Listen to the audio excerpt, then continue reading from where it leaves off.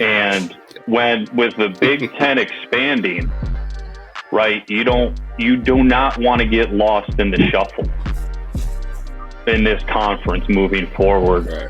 With, again, USC, UCLA, Oregon, Washington joining. So this is a big year, and all eyes are on Drew Allar. Yeah. Quarterback sneak right side, touchdown, Penn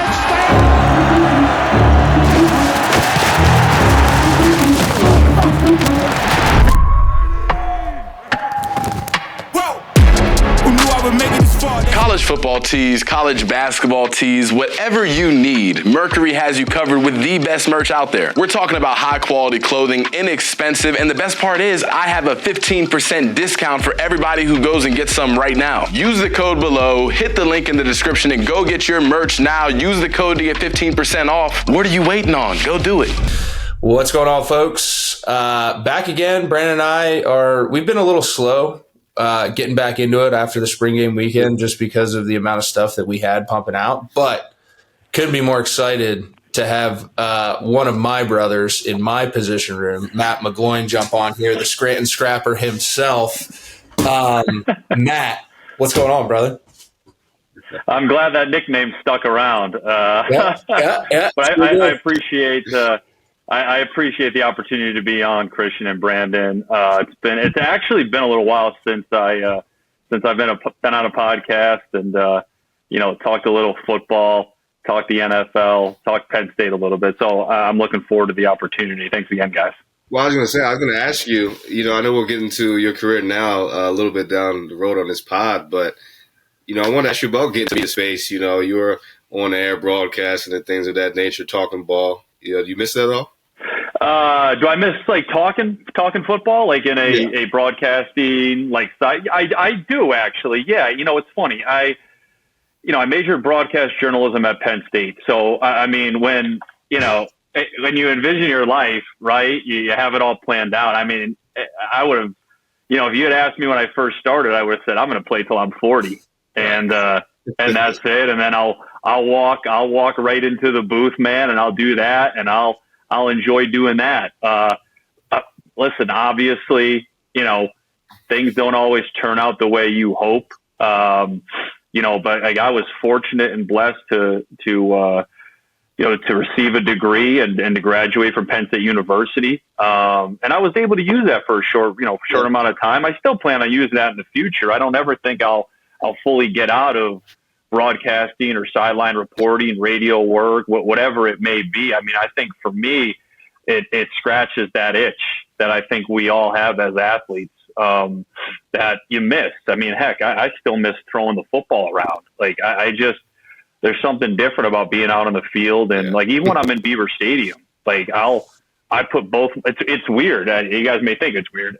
Those listening, you may think it's weird as well, but I put both my feet inside the end zone, and then I just take a step off.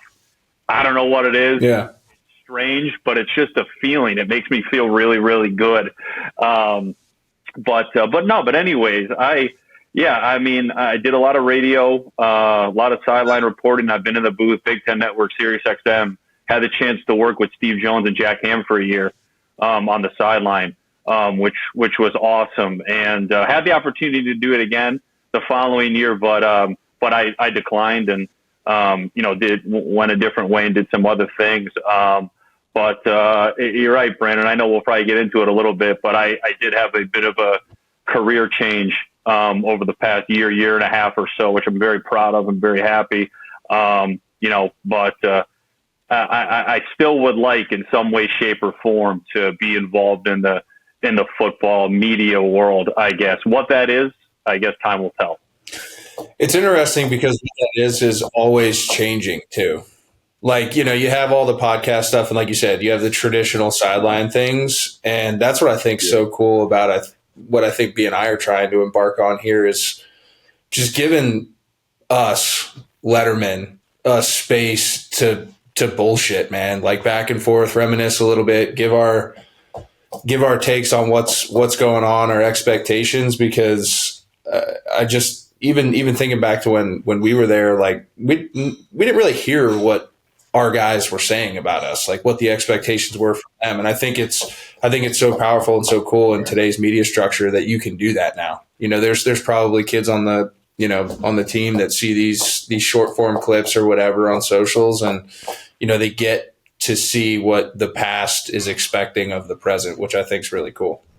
What's going on, y'all? Christian Hackenberg with State Media in the Pocket. This segment is brought to you by Utz. Utz has a phenomenal line of potato chips and other snacks. We were fortunate enough to be able to enjoy them all weekend. They kept us fed and ready for all of these interviews that you all are about to enjoy. They've been a fantastic partner of ours, and we're looking forward to continuing to bring you guys exclusive content here at State Media.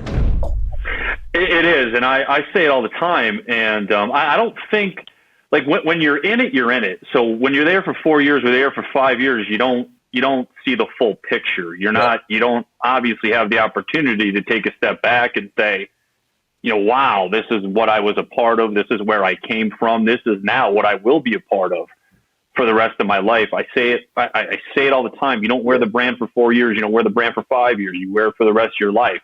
And it's a special, special thing, right? We're a part of a very, very elite fraternity, and that's just not student athletes, right, or football players or whatever it would be. That's all Penn Staters. Yeah.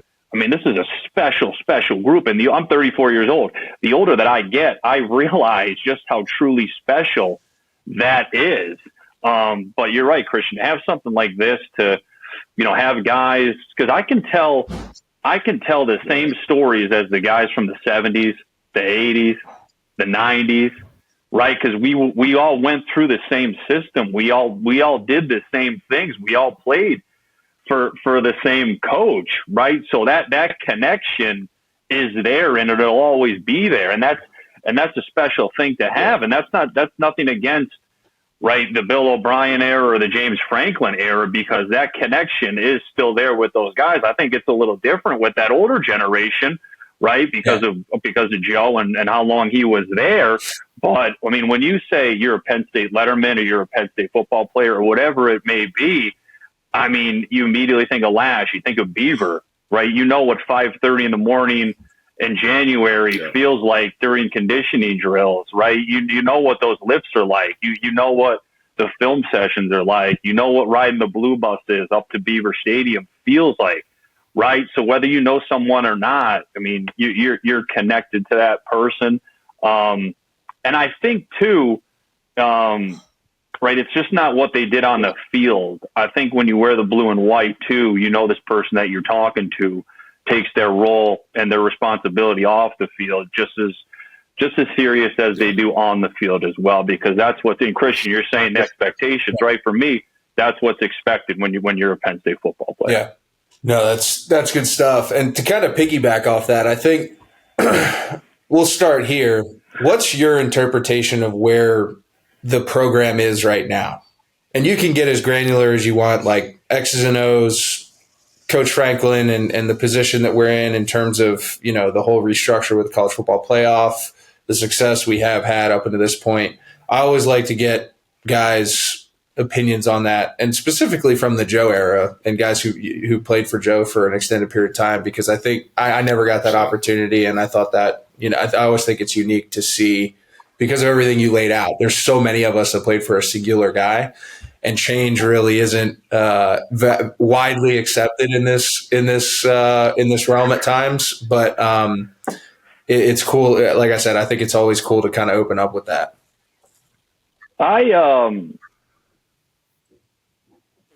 Look, I think change is, you're right. There's some people that don't want it, right? It's fine. I like change. It's good.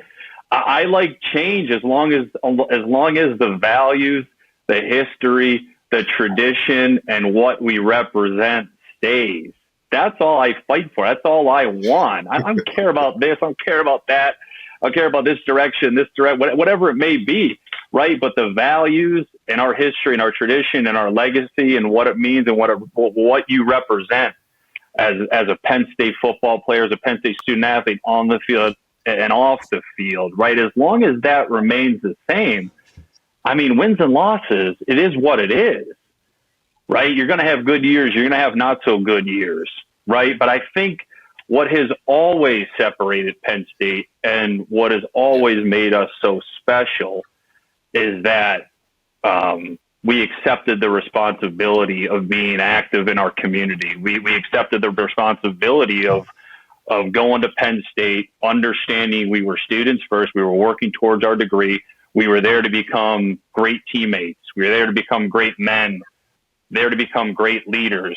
We became pretty good football players too, and we're able to further our careers.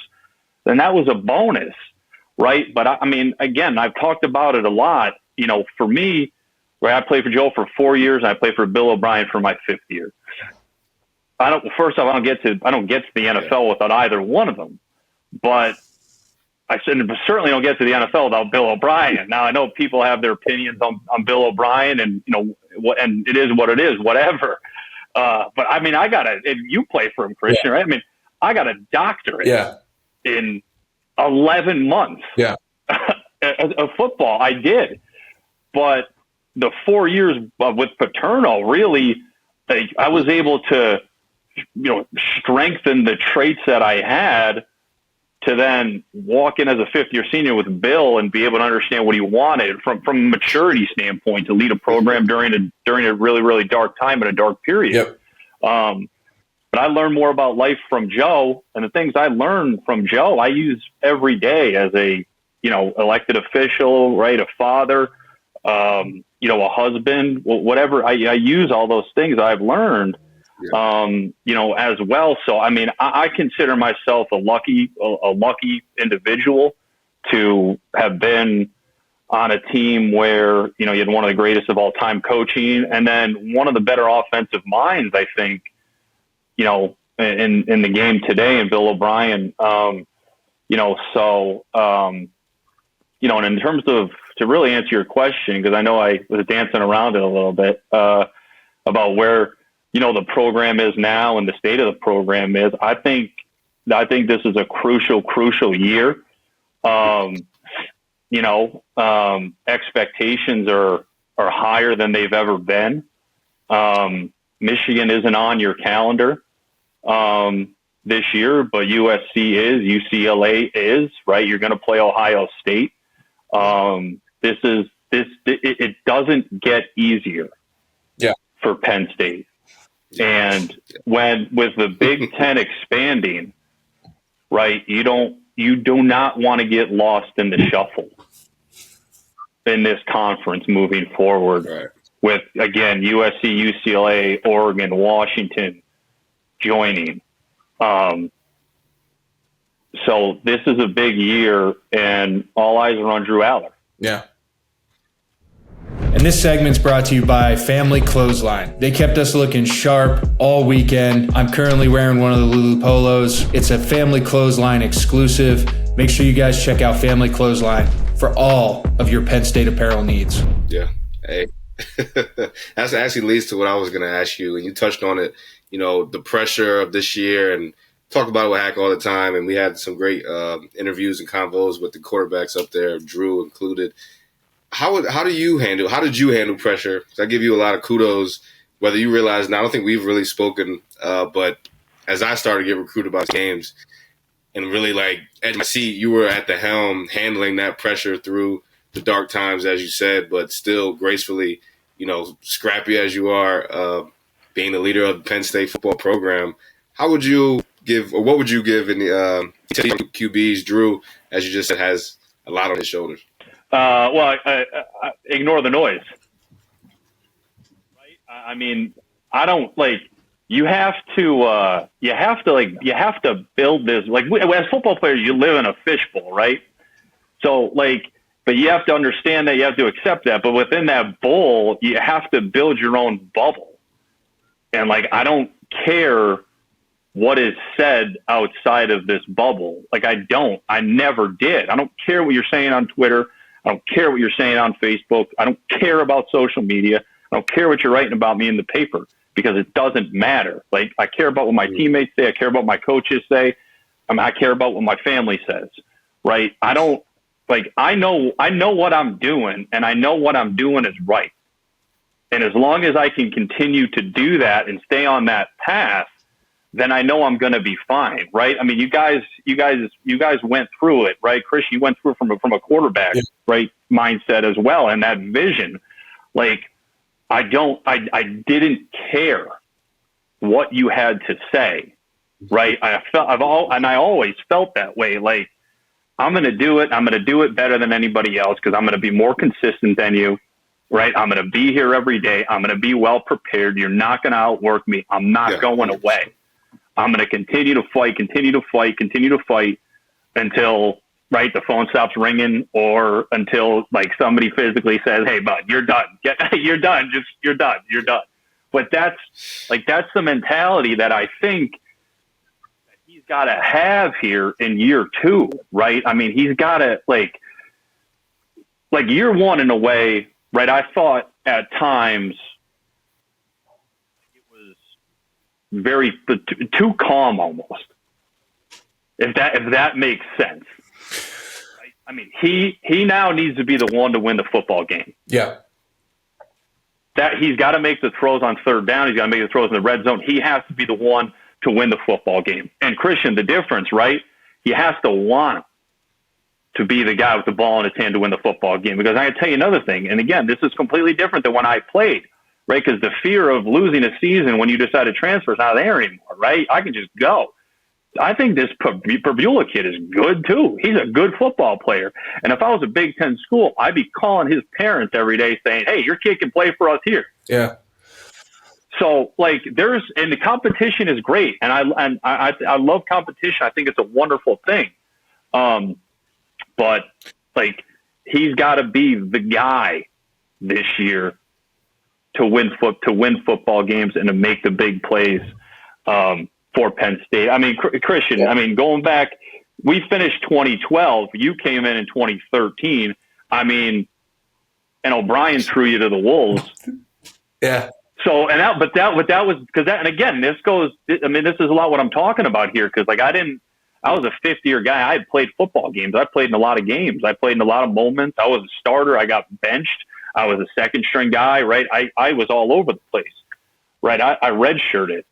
So, like, my mindset as a fifth-year guy was that for you, right? Compare what you went through mentally and what you saw looking back on yourself, and then what Allar went through last year, and now how he has to make the transition too. Because you not only had to have a great sophomore year as anybody who starts as a freshman does, but you went through a coaching change too. Yeah, it's interesting, and I thought you made like several really good points, and I kind of want to pick back with you. But like for me, just baseline, I was dumb as shit when I walked in that door. Like I didn't know the expectations. Like, and I've said this before, like I just wanted to play football. That's all I cared about. Like people always talk about the rankings and the ratings and the stars, and that's what gelled so well with me and Bill. Like my parents didn't care. I played at Fort Union Military Academy. My high school coach had coached fucking 100 of me.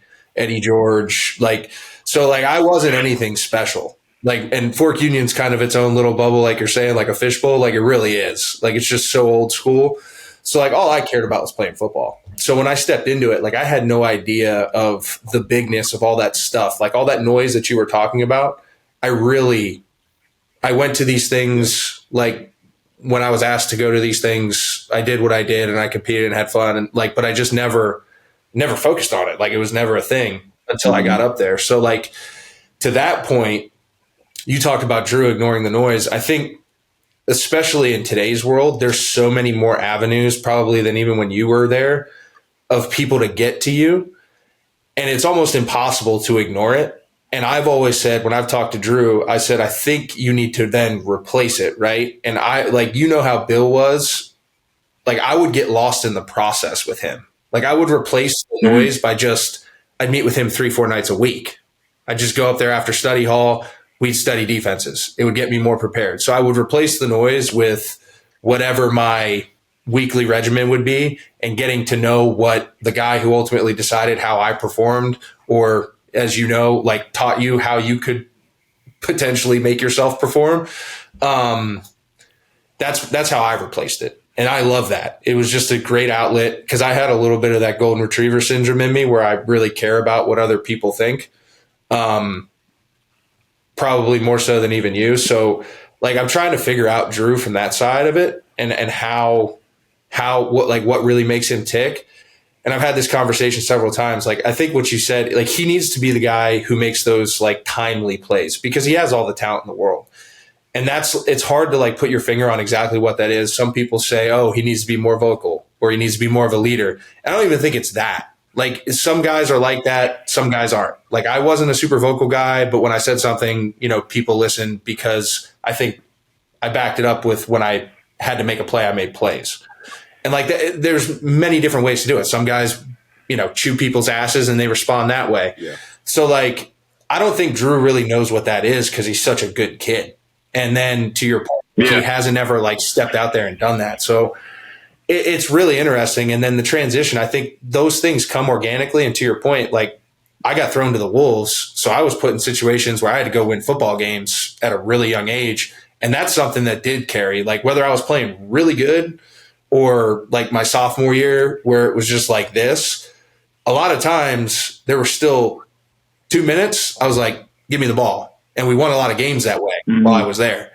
And that's where I want to kind of see, like, I'm in the same boat as you. Like, I want to see Drew, whatever that is, whether it's being more vocal, whether it's being more present, or whether it's just being the guy, like, it's 3rd and 8, put it in my hands, and like, it's not clean, and I have to go make a play, and I make a play, and then all of a sudden, your right tackle's protecting a little harder for the next quarter, and your running backs, stressing a little bit harder to get an extra 2 or 3 yards on 1st and 2nd down. Like, those things, that's the beauty of football, is like, those things actually matter, and the average fan doesn't see that, but us as guys who've been in that locker room realize that, and that's pretty much all I got to say about that. Like, that's what I'm hyper focused on, and I thought you set the table really well with just the big picture. But it's almost, to me, it's really hard to put a finger on it, other than like, timely plays need to be made this year. Right. Got to be the guy, like you said. When those moments come, the guys that are the guys, they show up. And like you said, whatever it is, it's straining, diving for the 1st down, stepping up, taking the hit, sitting in the pocket, whatever it may be. And to your guys' point about, him, letting out him maybe a little bit more, your conversation you had with him, Hack, on that episode, I'm hoping people really tap into that one. I feel like he acknowledged that a little, he wasn't him completely on the field. Yeah. It's everything you guys just said, being yourself. It's super interesting, but go ahead, Matt. No, I was going to, in a lot of ways, like, right, perception is reality too. And like, I was always a guy, like, I was a self-promoter. I was. And like, I had to be. I had to be, because who was promoting me? Nobody. Right? Nobody. Right? But so like, I had to find ways to promote myself. And if I made a good throw, or, you were going to hear about it, or I threw a touchdown, you were going to hear about it. So I was going to be loud. I was going to be vocal. I was going to be, running my mouth. Like, as we were playing and practice, whatever it was, like, I was going to do it because I had to find ways to stand out. So like, when I walk in a huddle and there's 10 guys, right, they're staring at you, and you're in the middle of Beaver Stadium, or you're on the road in the shoe or whatever, and they're like, Maddie, what are we doing here? Right. I gotta find the dog, man. I gotta be foaming at the mouth. I gotta come in hot. I gotta be loud. I gotta be pointing the finger. I gotta be saying, let's go. Like, I want Christian, I want the football, right? I was born for this moment. This is where I belong, and this is where every one of you belong as well. So that's what we're doing, and we're going to march down this football field right now. And I had somebody, like, it's funny, like, we're on this subject, because a few months back, somebody actually brought up the story. We were losing Northwestern in 2012. I think we ended up scoring like 3 times in the 4th quarter. To win it at home. Northwestern was undefeated at the time, in the middle of the year. Double check, right? I think so. Yeah. But like, somebody said, like, Matt, you came in the huddle and you said this, and it just kind of energized everybody. And I was laughing, and I was like, I was nervous, man, but I couldn't walk in and say, hey guys, guess what? I know I'm playing quarterback today, but I'm a little bit nervous. Like, I couldn't do that. So you have to, like, whether you're calm or not, or whether you're nervous or not, or whether you even believe it or not, right? I have to find a way to get through to you to make you believe it. So I think, and it's an emotional thing. And so, like, it's this mental aspect of it too. Right. And I mean, I was a fiery guy, whatever. I was emotional. I think it's an emotional game. I'm not saying he needs to do that or everybody needs to do it. But at times seeing that juice and that energy, right. That says something too. So that's like, for me, I want to see a little more of that grit. I want to see a little more of that grinding, that toughness, and just like, I want to see that passion come out in him this year, because I think it could do wonders for him. Yeah, and I think, to be fair, too, it wasn't just a Drew thing last year. I thought there wasn't a guy on that offense that did it. Like, I feel like the defense really carried the load, but there really wasn't. And attitude reflects leadership in a lot of ways, and obviously we made the change with Mike Yurcich, and we know how that whole business works. Like, he'll land on his feet somewhere, but it just really wasn't meshing, I think, from the projection. And that's the one thing, at least Brandon and I have talked about, and we hit home when we got the chance to talk to Andy Koltanicki. Like, he is a guy who is a teacher first, which, as you know, the higher you get up in the ranks in the football game, the teaching and fundamental and not trying to stuff square pegs into round holes and really trying to build things around what guys do well, that sometimes gets lost in translation, even at the highest level. And I think it's a breath of fresh air. I haven't talked to many guys. Last guy I talked to that we've had up there that was like that in a lot of ways was Joe Moorhead, in terms of top down, how he did it. Ricky did it a lot. I have a lot of respect for Ricky, but I think that was a different type of dynamic, just with him coming up with Coach Franklin and stuff like that. But I think it's going to be really good, and I hope that it's not just Drew, but I hope it affects everybody, because there's a lot of guys on that side of the ball that can be those emotional guys, and maybe that puts Drew in a position where then he just has to focus on making plays, right? And that's kind of the ebb and flow, right? Like, I was never, like I said, it was hard. Like, I was never like a crazy emotional guy. I could get there. To your point, though, Matt, like, there is also that kind of innate, like, as a quarterback, it's like this innate thing. Like, when you have to almost fake it till you make it to get guys going, or whatever it is. Like, it's that it. And that's why I say, like, I think Drew needs to find that it this year. Otherwise, there's going to be a lot of question marks heading into, whatever happens after that. But and I think similar to what Bush is about, not just Drew or what you said, Hack, but the receivers. Both of you guys have receivers and tight ends that may bring something a little out of you. Guy comes to the huddle like, whatever, give me the rock, and then you feed off each other, kind of in basketball, a little two-man weave type of deal. So to your point, the receivers, tight ends, what we keep talking about, they need to bring that same juice, and it could draw it out of the young QB as well. Yeah, I think so too. Yeah, you're right. It's, there's times even where, you're just like, you're looking for comfort too. Like, it's like, I gotta get a completion here. Right. And I like it's, whether it's a look or whatever, it's like, I'm throwing you the football here, man. I need a completion. I need something. And that's okay. Yeah. That's okay. Like, that's fine to do. That's okay to do. But it's establishing those relationships, those connections, to where you get out there and you're trusting those guys. And it's like, I know, hey, I know Christian, he's struggling here. We got to pick him up or whatever it may be. But you're right too. And I think that's going to be crucial as well, as can he continue to develop those type of connections and relationships with the tight ends room, with that wide receivers room, to where it's like you're just playing, right? You're not thinking, you're not wondering what somebody's going to do. That'll be interesting to see too, how that plays out over the next few months or so. Yeah. I know I'm itching, brother. It's like, we're getting through that spring phase, and, now we're going through another dead period up until training camp. Those guys are going to be running the baseball hills and in the sand pits. So for that, we're thinking of them. But I do want to kind of bounce something back to you now. You talked about Bill and your NFL career and how much of an impact he played in that.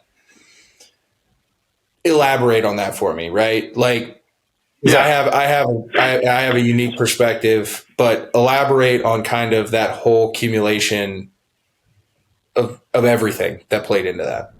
Before we get to the next topic, we're going to take a minute to talk about Factor Meals. Now, I know that there's a ton of food delivery service options out there. I'm going to stand on the table here and say this. Factor Meals does it different. Pre-prepared, chef-crafted, dietitian approved. We've gotten the chance to test them here at the Pocket. I just got mine this past week. Phenomenal meals, super easy. Throw them in the oven. Like I said, they're pre-prepared. Pop them out, throw them on a plate. I'm a new father, got a wife.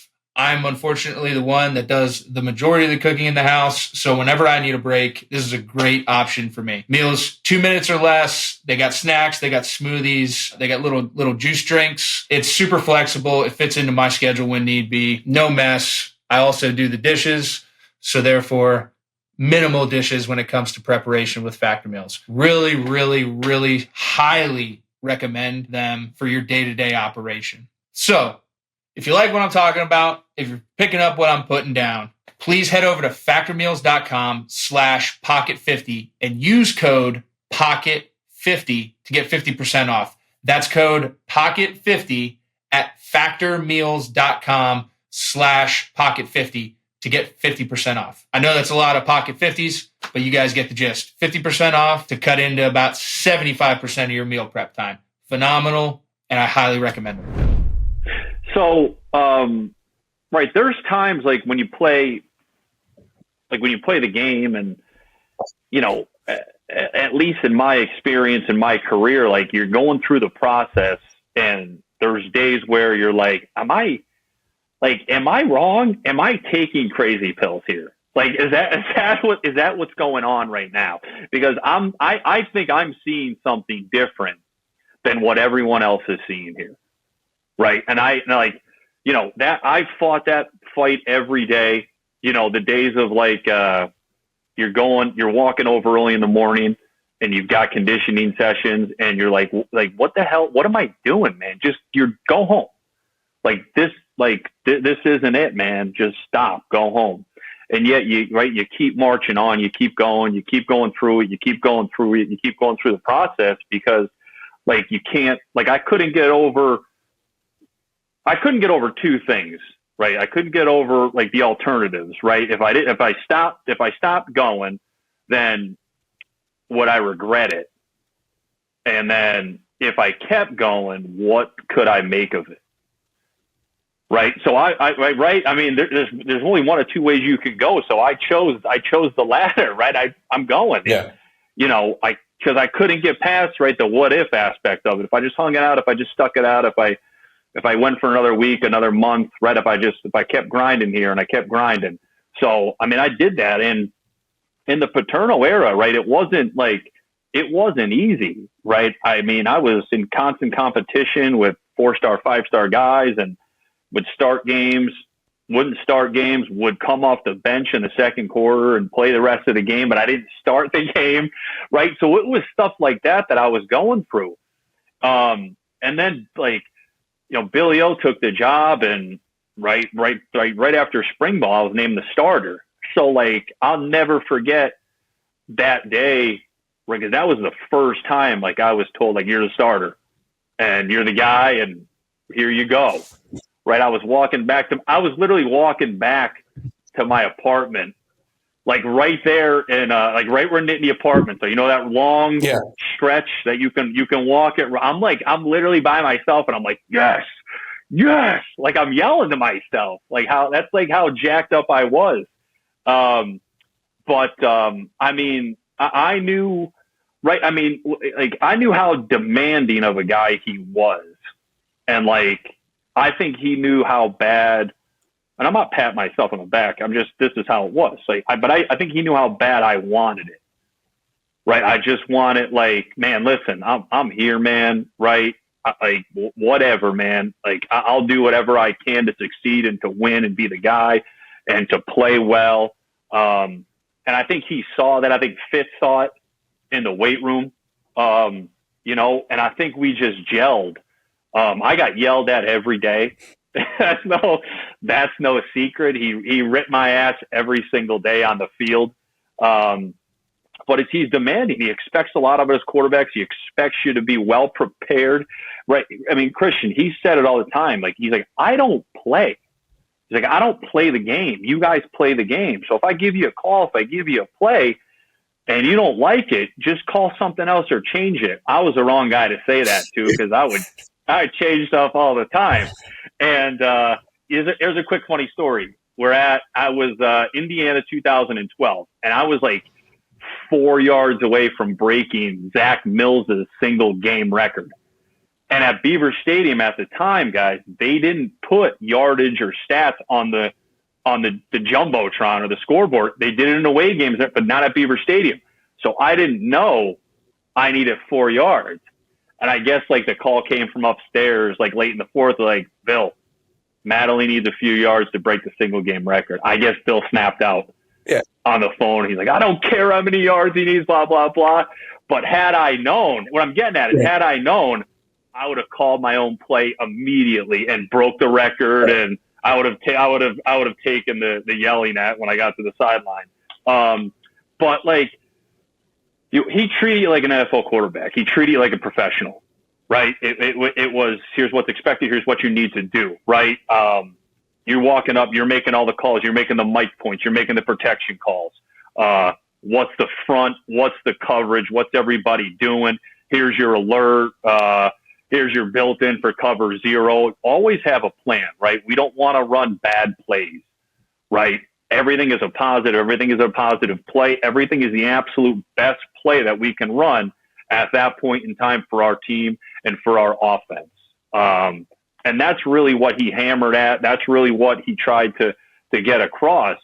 And I think after that year, right, I signed with the Raiders, and like almost instantly, I think they saw the mental aspect of it for me, right? It was just, I knew everything they wanted of me. I knew everything they were asking me to do, right? The process, boom, here's the call, boom, break the huddle, 52's a mic, whatever, all this. It was easy for me. It was a smooth transition to be able to do it from the O'Brien year to then going and playing for Dennis Allen and Greg Olson was the offensive coordinator at the time in Oakland for that year.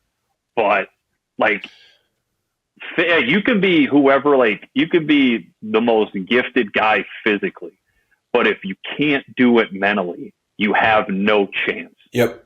No chance. If you can't process the information, if you can't think fast, if you can't adjust rapidly on the fly, if you can't trust your gut, if you can't be confident, right? Call a play and go play. And if it's wrong, we'll find a way to make it right. If you can't do that to like some type of certain degree, you don't have a chance. And those are all things I learned from him. Yeah. Which is why again, I was an undrafted guy, but that's why I made it. So I was so lucky to have him for 1 year there. So what, Christian, take it from there. Well, I always laugh because, like you said, like I don't think people, when I've said it in the past, people are like, whatever. But like he literally went from you as a fifth-year guy, and then he turned around to a fucking slapdick 18-year-old who just walked in off the baseball season in high school and did the same thing. And you'll appreciate this. He came up to me after the Syracuse game. We snuck that one out. He came up to me during QC. I was sitting there with Ty. Never forget this. He looks at me, he goes, Hack, about week 8, you're going to go back and watch that film and look at how much of a dumbass you were. You were checking fucking sword into cover zero. You had no fucking clue what you were doing. And he's like, but we'll get you there. But he legitimately turned around, went, you handled that great. And like you said, you were mature. You've been through so much more than I did. I come fresh onto campus, and he's like, same thing. He's like, go ahead, dude. Like, whatever. We're middle of good versus good. And he's like, back, just call it. And I'm like, okay. So I'm like, but there is a lot to be said about that. And it's extremely powerful. And I almost wish today's game still had a little bit of that element. There's so much more that people are trying to do. There's a lot of different ways to skin a cat, but I wish that they put more on that position because it really is incredible. And I think throughout the transitions in my career, like the way that Bill taught me my freshman year, it almost allowed me to get out of my head because I couldn't think about anything else. Like I had to worry about, okay, snap the huddle. What's the front? What's the coverage? Is this guy coming? Do I have to adjust this? Is this a better look? Like I had to do all that. So I couldn't even think about the last play or the next 3 plays. Like I was just so immensely locked in on what my job was and what the preparation was. And I once Bill left, I really had a hard time finding that again because it wasn't asked of me, right? You go from like 400 level, John Urschel astrophysics to then like, hey, here's the play, go run it. And the answers, but it's just weird. You know what I mean? Yeah. We did, Brandon, like we would have, I don't know if you guys, I'm sure you did this as well, Christian. Brandon, the night before games at the hotel, the call sheet, right? You've seen an offensive call sheet, Brandon, right? Both sides completely filled. We went over every play. Every play. Read the play, call it out. What's your alert? What's your adjustment? What's your answer? Right? If I give you this, oh, I'm going here, I'm doing this, I'm doing that. Every single play, right? And it's a comfort thing. And right there's stuff like as you go through the week as well, right? And I've only seen this a few times. Like if you don't like a play, it's out. I'm not running it. Yeah. So don't call it. And there's very few coaches that are confident enough of themselves to take it out of their own game plan. Yep. Right. And I've seen it. I've also seen the other side of it too, where like I'm standing on the sidelines in an NFL game and, it was DC, Derek Carr. DC didn't want this one play all week. And it gets called. And I'm thinking to myself, oh my gosh, I can't believe he called this. And in the headset, he goes, hey, I know you don't like it, but I'm calling it anyway. Yeah, and it was probably on like a 3rd and 8 in the third quarter in like a game. Yeah. I'm just like, oh, I can't believe he called that. I can't believe he called that play knowing he didn't like it. But listen, everybody's different. Every coordinator is different. Everybody's different things.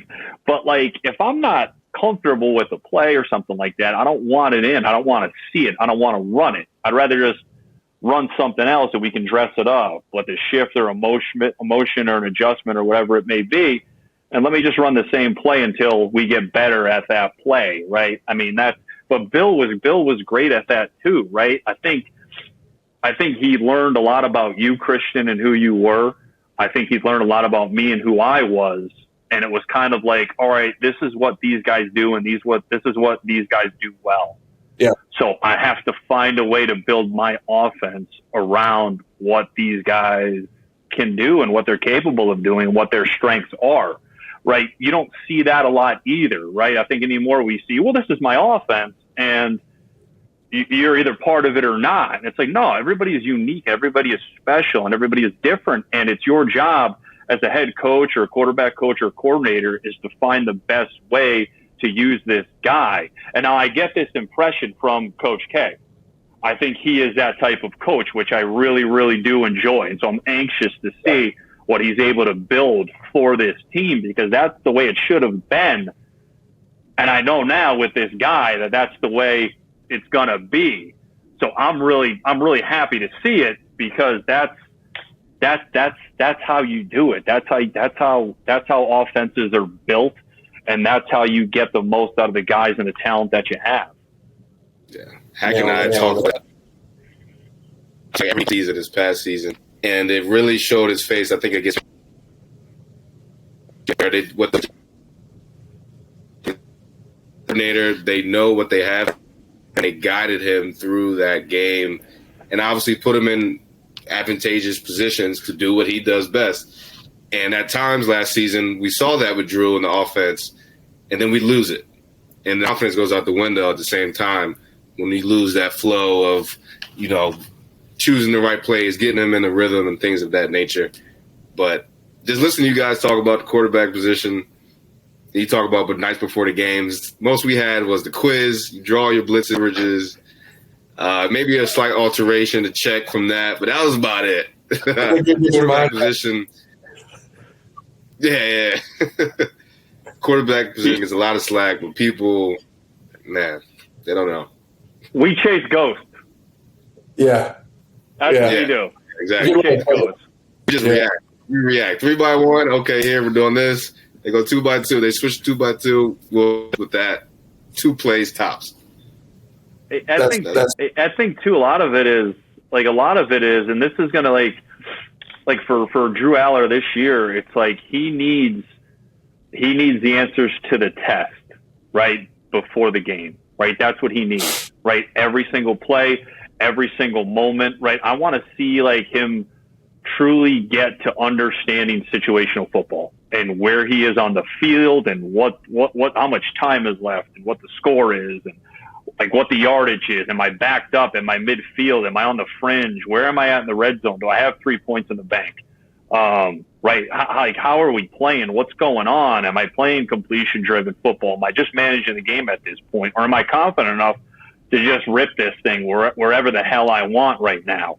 Right? So I want to see him just – and he should. This is a big jump, right?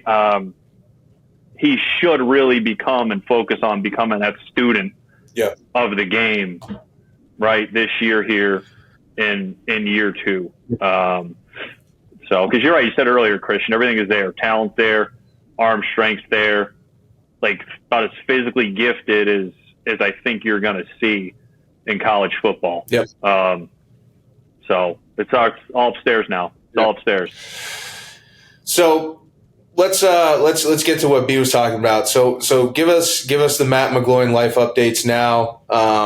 What you're doing. We obviously know you're running for the Board of Trustees. We had Carl on a few weeks ago, so we wanted to give you the opportunity to talk about what you're doing with that and how that kind of came about. But what's the Matt McGloin life updates?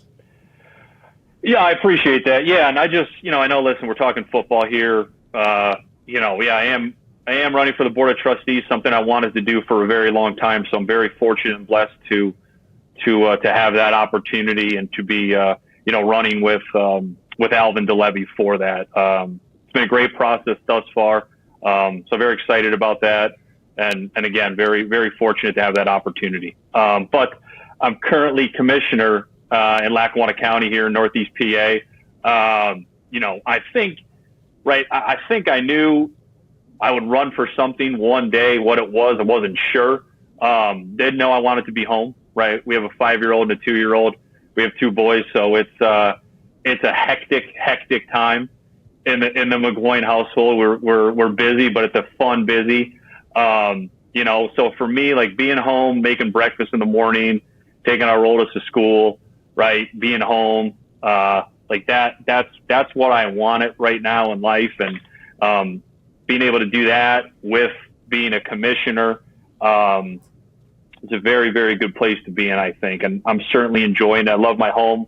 I live 15 minutes from where I grew up. I think for me, this area instilled in me at an early age, right? Chip on your shoulder, blue collar mentality, bring your lunch pail, go to work every single day type attitude. So that's home for me. I love it. I love the people here in Lackawanna County. So it's, and I think too, right? I mean, I think it all goes hand in hand what we were talking about here on the show today, right? I mentioned in the year I had with O'Brien, I got a doctorate in football, but in the 4 years prior with Paterno, right? I learned so much about life and the next 40 years of your life. I learned what, I think we're all capable of doing when we're active, right, in our community, what we take from playing the game, either at the college level or the NFL level, right, being a part of a team, embracing roles, not just accepting them, being a part of something bigger than yourself. So I try to use those types of things every day in my job now. it's exciting. I think, Christian and Brandon, I know you guys felt this and went through it too. There's a time when the phone doesn't ring anymore and you're not playing anymore and you search for purpose, right? I'm sitting here in my office. I used to just walk around the house and I'd look out the window and I'd walk around the house and I'd look out. That happened. That's real, man. That's real. And it's like, I can't do something if I'm not passionate about it. I can't do something if there's no goal. I can't, if there's no energy for it, I can't do it. So that took time to find that, yeah. But, yeah, so that's that, man. No, that's good stuff, man. A lot of people. I was born in Schuylkill County. I was born in Lehighton, so I'm familiar with that northeastern PA area. It's awesome that you're back there serving the community. It's a great community, and like you said, couldn't be more blue collar and lunch pail to work. It's always fun getting back up there. But that's good stuff, Matt. B, you got anything else for my guy? Man, as you said, that was good stuff. And so just touching back on what you just said. Stops ringing, you walking around the house. Shoot, that was kind of cold for me that time. A little bit more shaky and weird, but it was weird. Definitely, so kudos to you finding that passion to what you before and the goal. And I guess like you wanted to run. What was it? What student that you were noticing in the community, Penn State community, that made you want to say, "Hey, I want to kind of take lead in this community one day"? You're saying, sorry, Brandon, I lost you for a second. You're saying what made me want to take the opportunity to run for the board? Pretty much. Like, while you were a student, was it that you noticed maybe just how to run or anything of that nature? I think, look, I think a lot of it goes back to my career in the path that I went on, right? I was a preferred walk-on. I wasn't a big recruit. I didn't have 40 offers. I didn't have 50 offers. Penn State is really the only big-time school that gave me the opportunity to further my career academically and athletically. So for me, this is now my way of serving and my way of giving back to that school that's given me everything that I have. Really. I grew up in Scranton. There's a Penn State Scranton here. I've gotten very close to a lot of people associated with Penn State Scranton. I think our Commonwealth campuses are the glue that holds us together. So again, this has been something I think I've wanted to do since I left Penn State, right? I think it's the way I started my career. I think it's the way that we went through those difficult times in 2011 and all came out stronger on the other side. I don't think there's another university in this country that would be able to hold it together better than Penn State had, and become stronger and better. And I think it's the way that, again, my career finished up. And again, I said it earlier, and, I'm a few years older than you guys. But as you do grow older, you really do feel such a connection to the university. And you just gain that understanding for how special it really, really is. And, how you rep that brand, for the rest of your life. And, so I'm excited about it. It'll be interesting to see, what happens moving forward. But it's been a fun process, met a lot of great people thus far. And we'll find out soon enough. But I appreciate you guys. Thanks so much for having me on today. Yeah, brother. We gotta get you up again, and then we'll see you up on campus. We'll see you up on campus this year. We'll catch up on the sidelines. But appreciate you taking the time. Best of luck with everything, and stay in touch. We'll do it again. Hey guys, also, I apologize, Brandon. I didn't hear what you said. But I do have a foundation I started in 2016. So this year will be our 8th annual charity golf tournament in July. So I'll keep you guys posted as that date gets closer, but we'd love to have you up. It's a great day. We get a great turnout, great food. So It'd be middle of July. So take a look at your calendars, but I'll touch base as that date grows closer, guys. We'd love to have you. Yeah, let me know, Matt. Not a problem, brother.